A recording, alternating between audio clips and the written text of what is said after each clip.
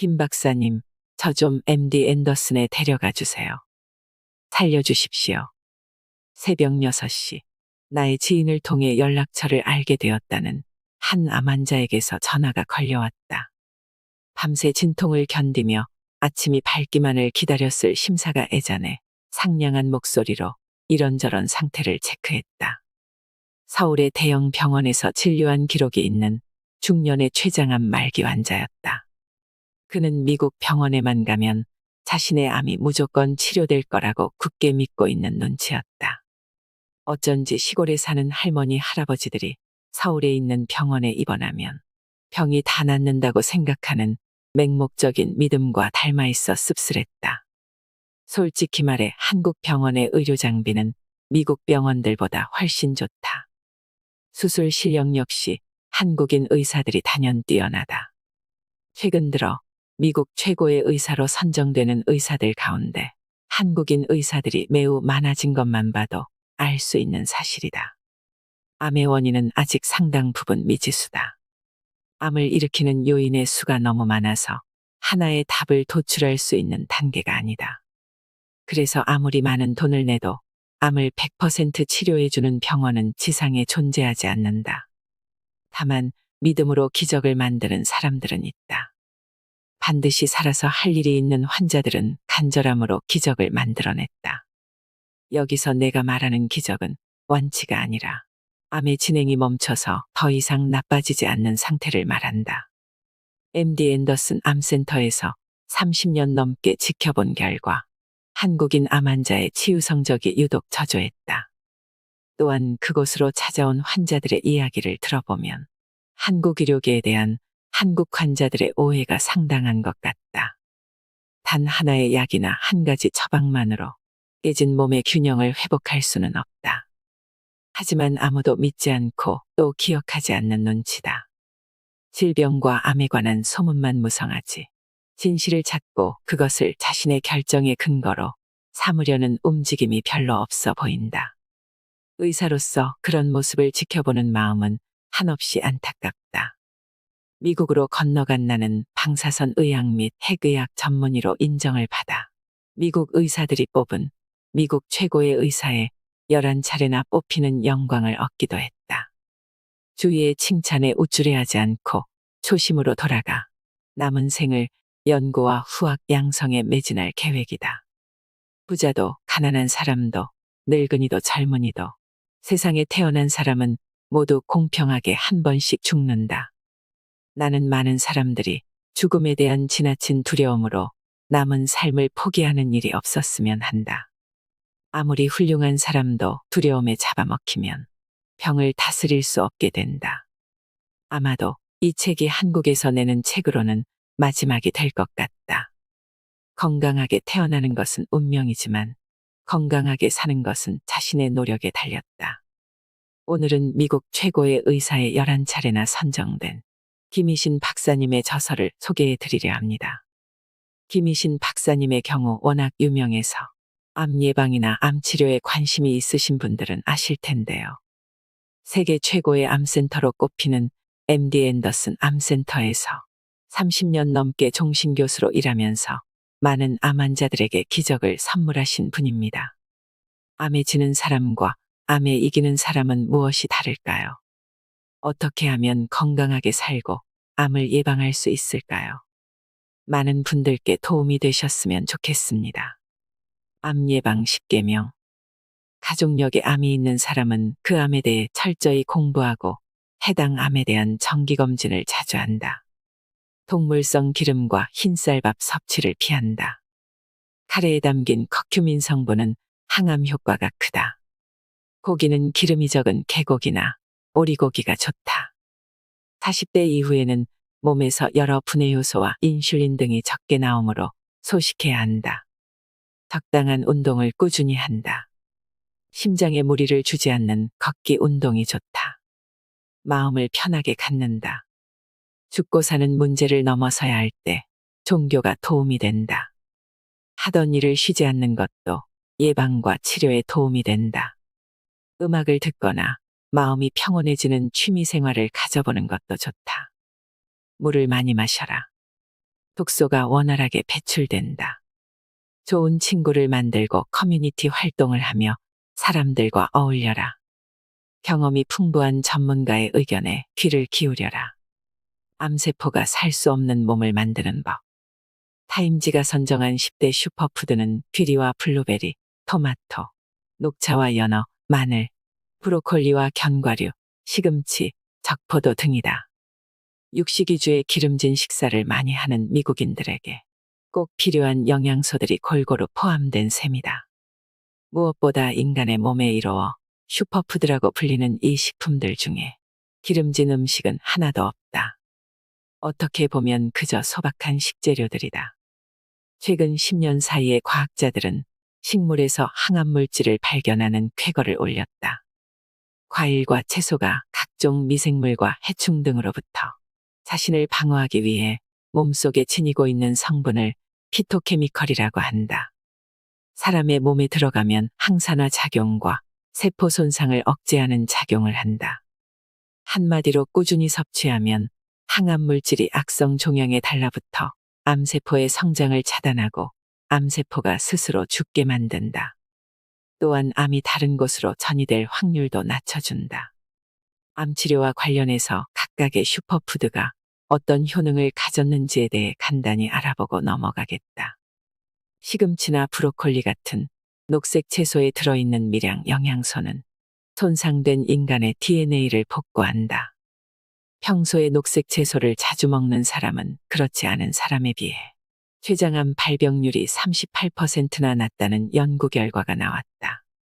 페리류는 껍질과 씨까지 섭취하면 그 속에 들어있는 안토시아닌 성분이 항산화 작용을 하고 발암물질을 억제하며 몸속의 독소를 해독하는 작용을 한다.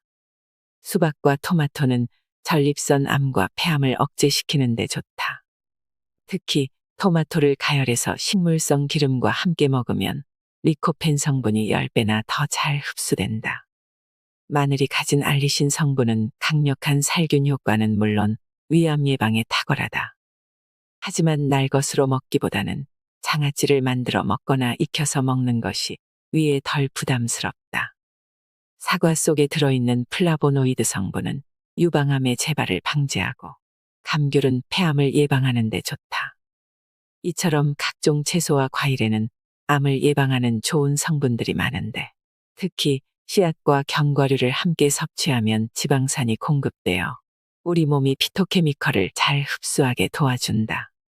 씨앗과 견과류는 심장병 환자의 부정맥을 예방하고 노화로 인한 근육량 감소를 개선한다.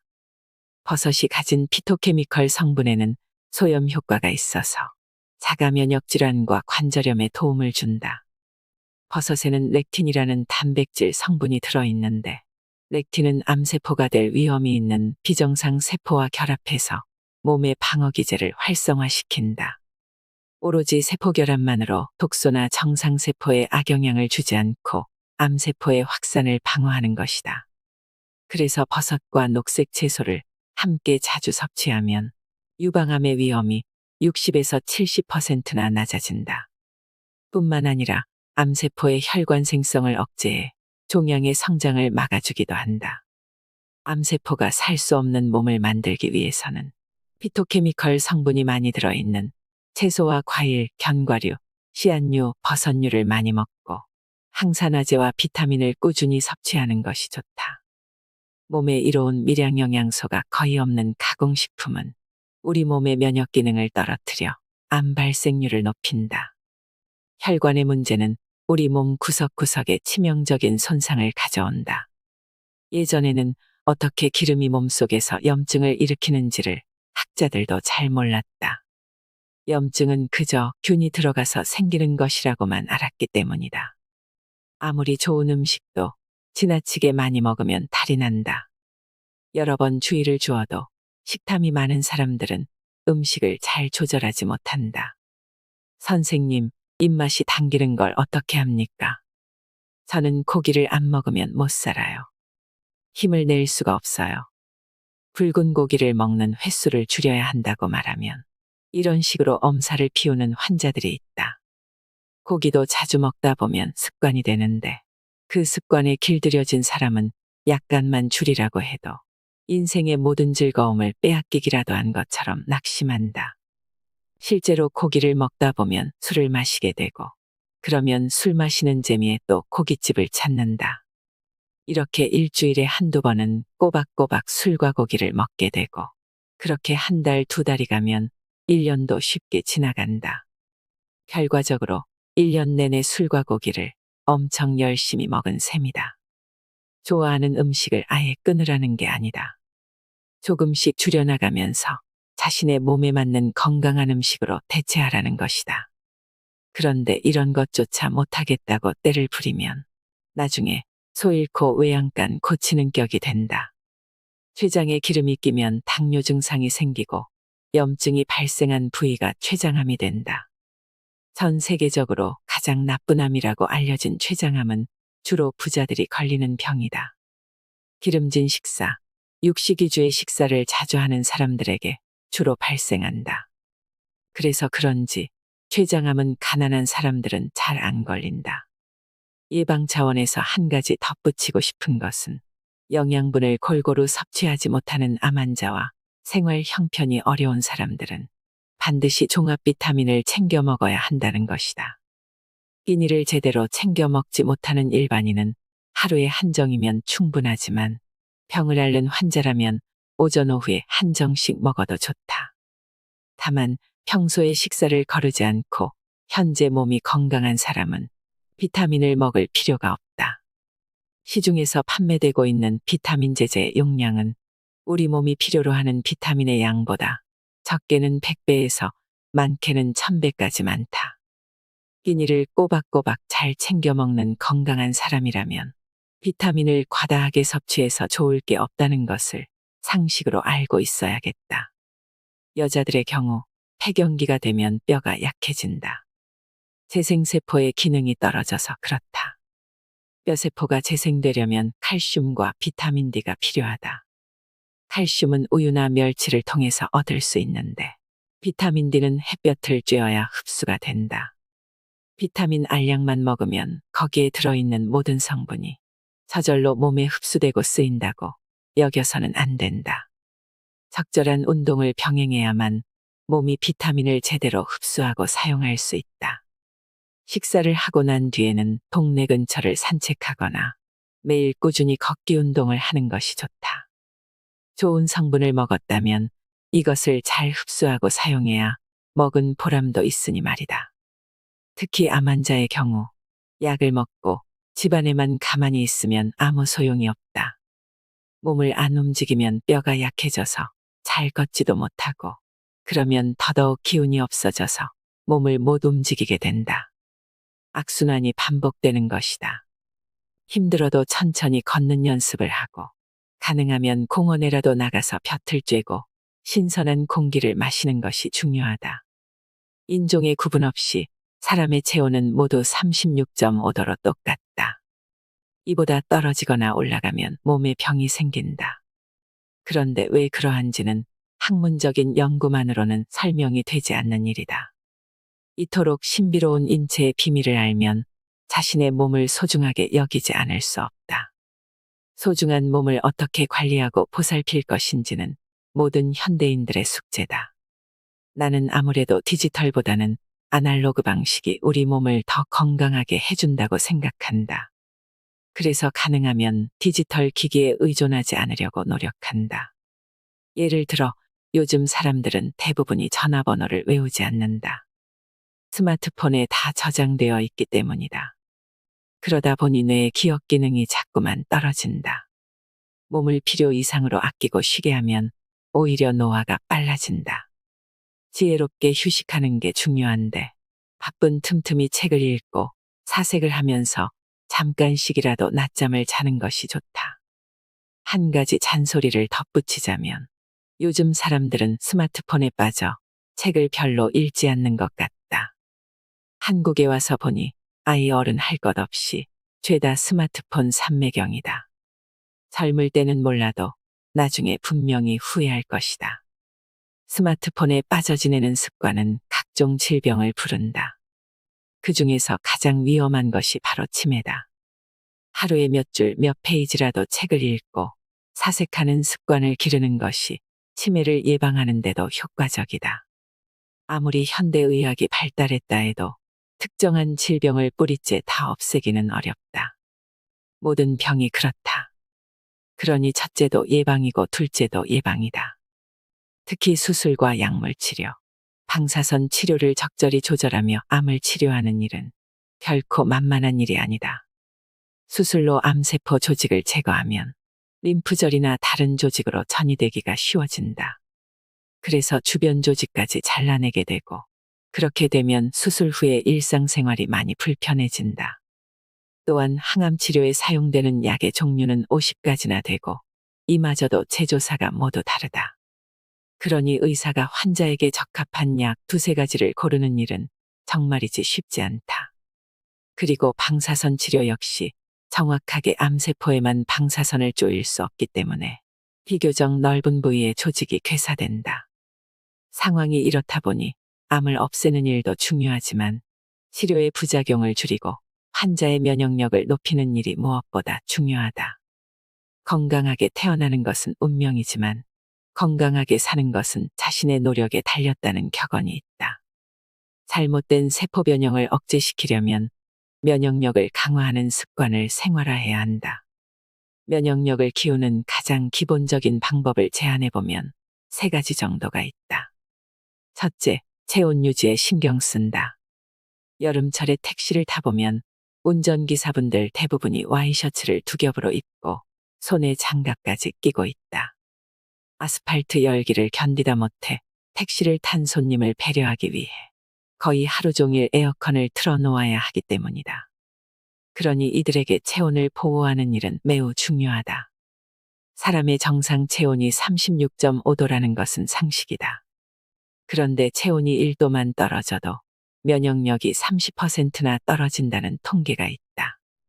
혈액 속의 백혈구가 혈액을 통해 온몸을 돌며 외부에서 침입한 바이러스와 세균을 잡아먹어야 하는데 체온이 떨어지면 백혈구가 자신의 역할을 제대로 수행하지 못한다. 당연히 이런 상황에서 면역력도 떨어진다. 기사님, 에어컨 꺼도 좋습니다. 장시간 동안 이런 냉기를 어떻게 버티십니까? 택시를 타면서 내가 이런 말을 건네면 대다수가 밤마다 뼛속에서 냉기가 나오는 것 같다며 하소연을 한다. 몸을 따뜻하게 유지해야 혈액순환이 잘 되고, 그래야 소화는 물론이고 노폐물 배출이 원활해져 면역력이 높아진다. 그러면 암세포의 증식도 억제할 수 있다. 요즘 사람들은 생활이 지나치게 풍족해서 조금만 더워도 참지 못하고 에어컨을 켜는 것 같다. 우리 몸은 사계절의 변화를 모두 느끼고 계절에 맞게 적절한 대처 능력을 기를 필요가 있다. 조금만 더워도 덥다고 난리고 조금만 추워도 춥다고 엄살을 떨면 그만큼 면역력이 약해진다. 문명의 이기에 지나치게 의존하고 몸을 너무 귀하게 대접하는 것도 병에 쉽게 걸리는 한 가지 원인이 될 수 있다. 웬만한 추위와 더위에는 끄떡없는 체력과 인내심을 기르면 건강은 저절로 따라온다. 목적지에 다다랐을 때 나는 운전기사분에게 한마디 건강상식을 전하곤 한다. 채소 위주의 식사를 하시고 운전하지 않으실 때는 가급적 많이 걸어 다니셔야 합니다. 둘째, 스트레스를 관리하고 근육량을 유지한다. 요즘 사람들은 잠자는 시간을 빼고 하루 중 거의 대부분을 앉아서 보낸다. 학생이나 직장인이나 마찬가지다. 꼼짝도 하지 않고 하루 종일 앉아서 하는 일이 마냥 즐겁지만은 않을 것이다. 대개는 결과물을 만들어내기 위해 피나는 경쟁을 해야 하기 때문이다. 당연히 정신적인 스트레스가 이만저만이 아니다. 이러한 극도의 스트레스와 불규칙한 식사, 턱없이 부족한 운동량은 수명을 단축시켜주는 최상의 트리오다. 우리 몸의 자율신경은 교감신경과 부교감신경으로 나뉘는데 스트레스가 심해지고 식사를 불규칙하게 하면 교감신경이 항진된다. 교감신경이 항진되면 몸이 늘 비상사태로 인식하게 된다. 비상사태가 되면 근육은 긴장하고 혈관이 축소되면서 혈압이 오르는 등 우리 몸의 각 기관이 제 기능을 못하게 된다. 백혈구도 영향을 받는다. 이때 발생하는 산화물질이 몸의 건강한 조직을 교란시킨다. 또한 혈액까지 산화시켜 혈액을 끈적거리게 만들고 혈액순환이 느려지면 결국 면역력까지도 떨어질 수밖에 없다. 운동을 너무 심하게 하거나 지나치게 몸을 안 움직이는 생활 역시 자율신경의 균형을 무너뜨린다. 적당한 운동으로 체지방을 알맞은 수준으로 줄이고 근육량을 증가시켜 적절한 체중을 유지하는 것이 중요하다. 적당한 운동은 뇌 기능을 촉진시켜주고 신경 전달 물질인 도파민을 증가시켜 긴장감을 완화시켜주기도 한다. 자신에게 맞는 운동만 꾸준히 해도 대장암, 폐암, 자궁내막암 등에 걸릴 위험이 현저하게 낮아진다. 나는 평소에 병원에서 엘리베이터 대신 계단을 이용한다. 계단 오르내리기가 나에게는 꽤 좋은 운동이다. 계단 오르내리기에도 철칙이 있다. 그냥 아무 생각 없이 하면 효과가 없다. 일단 배꼽에 살짝 힘을 주면 괄약근이 저절로 긴장을 해서 자세가 흐트러지지 않는다. 이렇게 반듯한 자세를 유지하며 계단을 오르내리면 운동 효과가 좋다. 그리고 집에서는 아내와 함께 줄넘기, 훌라후프, 철봉 매달리기 같은 운동을 하는데 몸이 약간 더워지면서 온몸에 땀이 조금 날 정도로 한다. 나나 아내나 고령의 나이이다 보니 가벼운 대화가 가능한 정도의 운동 강도가 적당하다. 셋째, 질 높은 수면을 충분히 취한다. 나는 10대 때부터 70이 넘은 지금까지 하루에 5시간 정도 깊은 수면을 취하고 있다. 수십 년 동안 수면만큼은 매우 신경 써서 규칙적으로 해왔다. 그런데 주위를 둘러보면 일에 집중하느라 하루에 2~3시간만 자는 사람들이 있다. 잠자는 것도 있고 인터넷 게임을 하던 사람이 과로사로 죽었다는 신문 기사도 가끔씩 보인다. 건강한 삶의 질 높은 수면은 필수적인 요소다. 깨어있는 동안 우리의 몸은 산소와 음식을 에너지원으로 삼아 열심히 활동한다. 그리고 잠을 자는 동안 이 에너지를 다시 회복해야 한다. 아이들은 수면 중에 성장 호르몬이 나오고 어른들은 피부와 혈액세포가 재생된다. 뇌세포와 중요한 조직들이 다시 활동 준비를 하는 시간도 이때다. 잠을 충분히 자지 않으면 정신적, 정서적인 면에도 큰 문제가 생긴다. 인지능력, 집중력, 판단력이 떨어지고 우울증에 빠지기 쉽다. 그렇게 되면 정상적인 생활을 할 수가 없을 뿐만 아니라 교감신경이 항진되어 면역력이 떨어진다. 교감신경이 항진되면 혈관이 좁아지면서 혈압까지 상승하기 때문에 심혈관 질환, 당뇨병, 뇌혈관 질환을 일으킬 수도 있다. 물론 그렇다고 해서 반대로 지나치게 많이 자라는 뜻이 아니다. 너무 많이 자면 무기력증에 빠진다. 우리나라는 OECD 국가 중에서 암 발병률이 가장 높다. 암 환자의 연령층 역시 계속 낮아지고 있다. 행복해서 자주 웃는 사람에게 암이 오는 경우는 드물다. 취미활동 등을 통해 자신이 좋아하는 일을 꾸준히 하면서 스스로의 행복지수를 올려야 한다. 이렇게 행복을 먹고 자란 면역력은 무척 단단해서 어지간한 스트레스에는 끄떡없다. 가능하면 잘하는 일과 좋아하는 일을 둘 다 하면서 살기 바란다. 큰 욕심 부리지 말고 양쪽의 균형을 잘 잡고 하면 된다. 그러면 타인으로부터, 사회로부터 스트레스 받을 일도 적어질 것이다. 자기만족으로 행복해지는 것은 당연하다. 분수에 맞게 살면 크게 아플 일도 없다. 오스카 와일드는 삶에는 2가지 비극이 있다고 했다. 하나는 원하는 것을 얻지 못하는 비극이고 다른 하나는 원하는 것을 얻는 비극이다. 이 말은 우리 몸의 질병에 대입해봐도 맞는 말인 것 같다. 너무 부족하거나 너무 많아서 호르몬의 불균형이 생기니까 말이다. 오해로 멀어진 관계와 잘못 간수에 아프게 된 몸은 회복하는 데 오랜 시간과 지극한 정성이 필요하다. 그래서 대화를 많이 나눠야 한다. 평생 동안 암을 연구해왔지만 암이 발생하고 성장하는 과정이 너무 복잡해서 막막할 때가 한두 번이 아니었다. 열 길 물속은 알아도 한 길 사람 속은 모른다는 속담이 있는데 암 역시 그렇다. 세상의 암처럼 복잡하고 지독한 병이 없다. 동물 실험에서 성공한 신약이 사람에게는 전혀 적용되지 않는 경우도 무수히 많다. 드물지만 아주 가끔 치료 과정이 순탄해서 약물 치료가 효과적인 암이 있다. 그렇다고 해서 약물로 모든 암을 정복하기를 꿈꾼다면 그것은 아직 딴 세상의 일이다. 그래서인지 내 주위를 보면 암을 연구하는 사람 대부분이 종교를 갖고 있다. 알면 알수록, 연구를 하면 할수록 암이 신의 영역이라는 생각이 들기 때문이다. 요즘은 남성들의 비아그라 복용이 늘어나면서 전립선암 발병이 늘어나고 있다. 테스토스테론의 과잉이 문제다.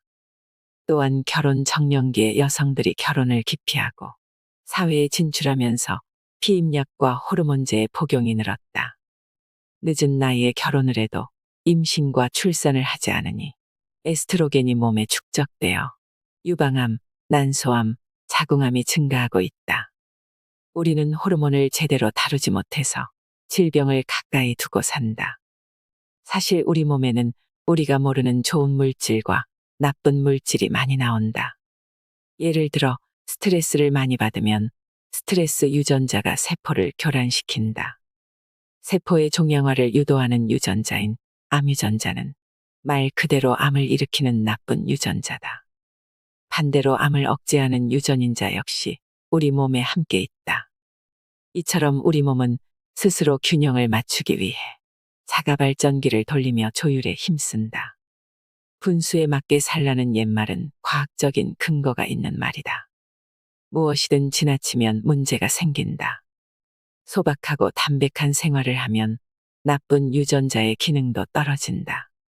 그러니 과학에 욕심을 부리지 않고 평정심을 가지고 일상을 대하면 몸이 크게 나빠질 일이 없다. 명상을 통해 절제하는 삶을 사는 사람들은 면역력이 강하다. 한 번쯤 새겨볼 필요가 있다. 암보다 무서운 알츠하이머와 혈관성 질환. 여러분, 담배 좋아하세요? 혹시 치킨이나 핫도그 같이 기름에 튀긴 음식은요? 기름 냄새가 고소한 삼겹살 구이는 어떠세요? 제가 퀴즈를 하나 낼게요. 암 환자한테 담배가 더 나쁠까요? 삼겹살이 더 나쁠까요? 청중 대부분이 아주 궁금하다는 표정들이다. 동물성 기름에 튀긴 음식과 육류가 담배보다 더 해롭습니다. 내 말에 다들 눈이 휘둥그레진다. 서민들의 애환을 풀어주는 소주와 삼겹살이 담배보다 더 해롭다고. 돼지 사육 농가나 한돈협회에서 들으면 서운하겠지만 삼겹살을 자주 많이 먹으면 몸에 좋지 않다. 물론 건강한 20대 청년이라면 동물성 기름을 많이 먹어도 분해 효소가 왕성하게 분비돼서 별 문제가 없다. 그런데 40대부터는 상황이 달라진다. 동물성 기름을 소화하는 효소가 적게 나오기 때문이다. 그래서 몸에 들어간 기름이 몸 안에 차곡차곡 쌓인다.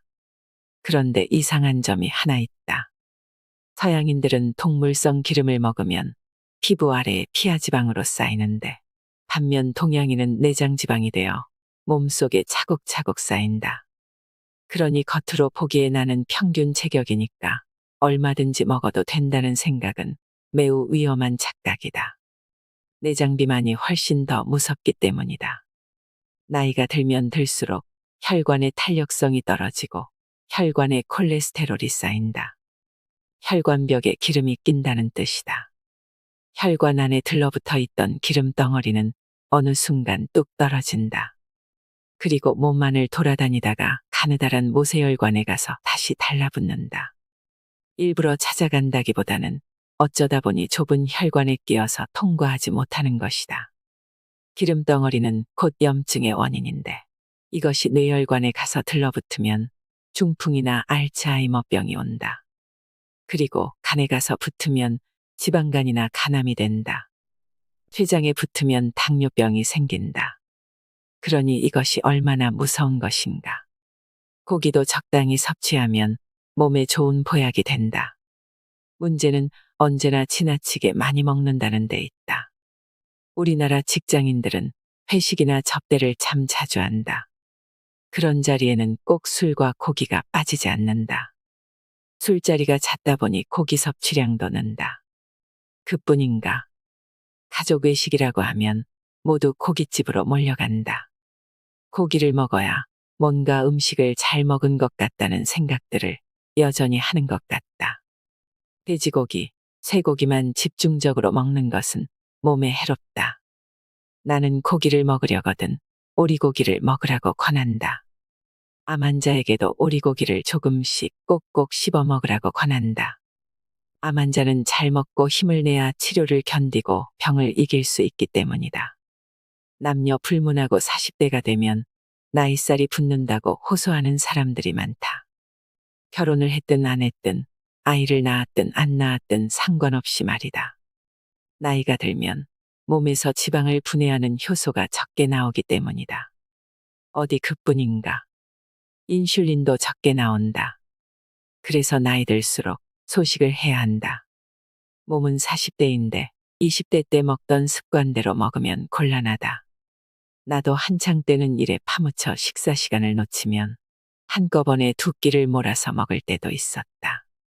하지만 이제는 제 시간에 규칙적으로 먹고 식사량을 체크해서 줄이고 있다. 내 생각에 암보다 더 무서운 병이 바로 혈관성 질환이다. 최악의 암인 경우라도 암은 진단 후 1년 안에 사망하고 끝이다. 그런데 치매나 중풍 같은 혈관성 질환은 20년씩 투병하며 본인은 물론이고 가족들까지 힘들게 한다. 그렇다면 암과 혈관성 질환은 어떤 관련이 있을까? 결론부터 말하면 혈관성 질환을 예방하다 보면 암까지 예방된다. 주위에 치매로 인한 안타까운 사연이 적지 않다. 암보다 더 무서울 수 있는 병이 치매다. 이제 치매 예방에 신경 쓰는 것은 현대인들에게 필수 요소가 되고 있다. 치매 예방과 암 예방은 맥락이 비슷하다.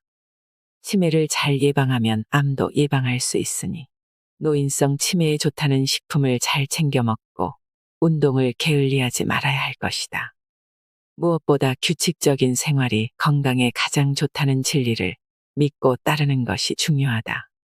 기억해야 할 2가지가 있다. 첫째, 사람은 쉽게 죽지 않는다. 둘째, 작은 총상이라도 악을 쓰며 살겠다고 떼쓰는 환자는 다 죽는다. 믿어지지 않겠지만 머리에 심각한 중상을 입어도 조용한 사람들이 있다. 이런 사람들은 명상을 하듯 앉아서 죽음 앞에 초연한 태도를 보인다. 이런 환자들은 대개 살아남았다. 그런데 죽음의 공포에 잡아먹힌 사람들, 죽음으로부터 도망치려고 악을 쓰는 환자들은 얼마 못 가 사망했다. 아무리 살고 싶다고 떼를 써도 소용없었다. 신기하게도 이런 모습은 암 환자들에서도 똑같이 발견할 수 있었다. 살고 싶다면 먼저 자신을 잘 다스려야 한다. 살고자 하면 죽고, 죽고자 하면 산다는 말도 비슷한 맥락이다. 극한의 상황일수록 살고 죽는 것은 자신에게 달렸다. 자신이 자신을 살리기도 하고 죽이기도 한다는 것이다. 암치료와 인문학의 상관관계. 현대인의 암은 국소병이 아니라 전신병이다. 눈에 보이지 않는 암세포가 온몸을 돌아다니다가 다른 곳에 자리를 잡는다. 가령 갑상선이나 유방의 종양을 제거하는 수술을 했다고 치자.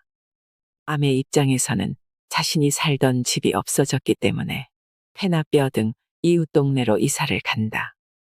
요즘은 이런 암의 성질을 잘 파악해 성질이 고약하고 힘이 센 놈은 처음부터 수술로 제거하지 않고 우선 방사선으로 살살 달랜다. 그런데 이 방법이 늘 최선이라고도 할 수 없다. 아직까지 암에 대한 정확한 치료법은 발견되지 않았다. 때문에 암이라는 병에 대한 끊임없는 연구와 노력이 필요하다. 그래서 의사들도 환자들에게 수술을 하면 암이 깨끗하게 제거된다는 말을 하기 어렵다. 암은 재발할 확률이 높고 환자의 의지에 따라 예후에 큰 차이를 보이기 때문이다. 환자와 의사 모두 암을 다스리는 방법을 열심히 공부하고 실천하는 수밖에 없다. 여기서 쓴소리를 한마디 하자면 어떤 의사들은 배우려는 의지가 별로 없는 것 같아서 안타깝다. 하루 종일 환자 보기도 바쁜데 언제 시간을 내어 강의를 듣고 학술회의에 참여하느냐고 불평하는 것이다. 하지만 의사라면 없는 시간이라도 쪼개어 강의에 참석하고 끊임없이 새로운 정보를 습득하고 공부해야 한다. 어느 젊은 의학도가 내게 이런 질문을 한 적이 있다. 교수님, 이해가 안 되는데요. 암과 인문학이 대체 무슨 상관인가요? 그래서 내가 대답했다. 학생은 인문학 공부가 암 치료와 무슨 상관이 있느냐고 묻는 것이죠. 상관이 많아요. 생각해 보세요. 요즘 왜 이렇게 암이라는 질병이 기승을 부릴까요? 단순히 인스턴트 식품을 즐겨 먹는 식습관 때문일까요? 과도하게 섭취한 특정 영양소나 불균형한 영양 상태 때문일까요? 그렇다면 옛날에는 요즘과 비교해서 영양 섭취가 불균형하거나 부실한 사람이 훨씬 더 많았는데 왜 암 환자가 적었을까요? 왜 이렇게 심각한 상황이 되었을까요? 왜 그런지 생각해 봤어요. 심리학, 종교, 철학 등이 우리 삶의 방식을 좌우한다면 몸과 마음의 병 역시 거기에서부터 고칠 방법을 찾아봐야 합니다. 사람은 무슨 생각을 하느냐에 따라 신체의 반응이 달라진다. 우리 몸은 기분 상태에 따라 분비되는 물질이 다른데 기분 좋은 생각을 하면 자연스럽게 면역력을 증가시키는 호르몬이 분비된다. 현대인의 질병 대다수가 스트레스에서 기인한다는 것은 이미 누구나 알고 있는 사실이다. 그런데 그 스트레스는 어디에서 올까? 사회생활을 하면서 스트레스를 전혀 안 받을 수는 없을 것이다. 암은 여전히 매우 힘이 센 현대병이다. 정확한 원인이 밝혀진 것은 아니지만 상식적인 수준에서 통용되는 생활 습관의 문제들은 누구나 알고 있다. 잘못된 식습관과 과음, 운동 부족 같은 건 말이다. 예를 들어 음주를 과도하게 하고 업무에서 받는 스트레스가 심한 사람이 암에 걸렸다면 이런 생활에서 벗어나려는 의지를 가져야 한다. 이미 적을 알고 있다면 적의 힘을 약화시키는 방법을 찾는 것이 현명한 길이 아닌가. 그래서 나는 절망이나 비관보다는 책을 읽고 공부해야 한다고 환자들에게 조언한다. 먼저 자신의 정신을 건강하게 만들어 육체를 다스릴 여유를 되찾아야 한다는 말이다. 암을 일으키는 요소는 무궁무진해서 모두 밝혀낸다는 것은 사실상 불가능에 가까운 일이다. 다만 암에 걸릴 확률이 높은 사람이 있다. 집안에 폐암으로 죽은 사람이 있다면 자신도 폐암을 의심해 봐야 한다. 폐암 가족력이 있는 사람이 담배를 피우면 보통 사람보다 6배 정도 폐암에 걸릴 확률이 높다는 통계가 있다. 이 사실을 알면서도 담배를 끊지 못하는 사람들이 있다. 의사 입장에서 보면 매우 안타까운 일이다. 간접 흡연도 문제다. 자기 생명에 대한 결정권을 갖는 것은 상관없지만 흡연이 옆 사람에게까지 피해를 주어서는 안 된다. 이미 흡연의 나쁜 점은 공공연하게 알려진 사실이지만 공공장소에서조차 이를 지키지 않는 사람이 적지 않다. 불량한 공중위생 상태나 간접 흡연과 같은 소소한 일들은 국민의 건강과 직결되어 있다. 나 혼자서만 건강을 챙긴다고 아무리 노력해봐야 소용없다. 산속에서 칩거 생활을 하는 사람이 아니라면 건강하지 못한 사회적 환경 속에서 온전한 건강을 누릴 수 없다. 환경과 건강의 연결고리를 잘 이해한다면 병에 대처하는 우리의 자세에 반성할 점은 무엇인지 알 수 있을 것이다. 건강할 때 준비해두는 나의 유언장. 한국 사람들은 유언장이라고 하면 자손에게 나눠줄 재산이 있는 사람들만 쓴다고 생각하는 것 같다. 하지만 그렇지 않다.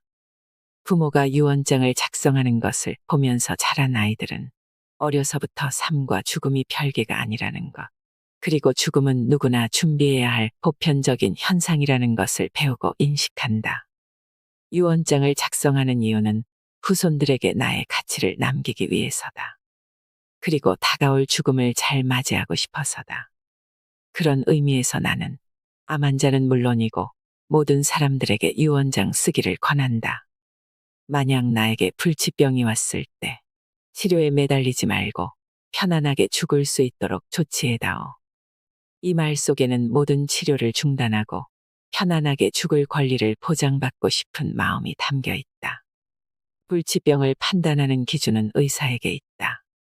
특히 환자가 치매에 걸리거나 의식을 잃어 판단력이 없을 때 남겨진 가족들이 곤란해지는 경우를 종종 보았다.